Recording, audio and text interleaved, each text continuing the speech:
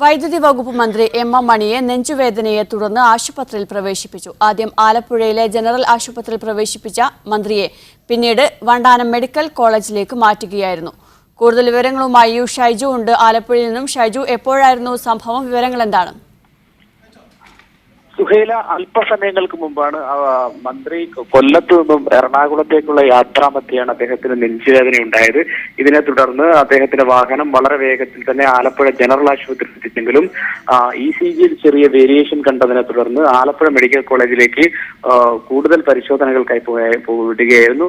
ഇപ്പോൾ അദ്ദേഹം Alappuzha Vandanam medical college ആശുപത്രിയിൽ പരിശോധന നടന്നുകൊണ്ടിരിക്കുകയാണ്. നേരത്തെ ഞാൻ സൂചിപ്പിച്ചതുപോലെ ECG യിൽ ചെറിയ വേരിയേഷൻ കണ്ടതിനാൽ ഡോക്ടർമാരുടെ സംഘം എത്തി അദ്ദേഹത്തെ വിശദമായ പരിശോധന നടത്തിക്കൊണ്ടിരിക്കുകയാണ്. അദ്ദേഹത്തിന് ഹൃദയ സംബന്ധമായ ചില പ്രശ്നങ്ങൾ ഉണ്ട് എന്ന് തന്നെയാണ് ഇപ്പോൾ പരിശോധനയിൽ നിന്നും വ്യക്തമാകുന്നത് എന്നാണ് ഡോക്ടർമാരുമായി ബന്ധപ്പെടുമ്പോൾ നമുക്ക് ലഭിക്കുന്ന സൂചന. സുഹൈല, ഷൈജു, യാത്രക്കിടെയായിരുന്നോ ഇത്തരം ഒരു പ്രയാസം ഉണ്ടായത്? ഉടൻ തന്നെ ആലപ്പുഴ ആശുപത്രിയിലേക്ക് മാറ്റുകയായിരുന്നു?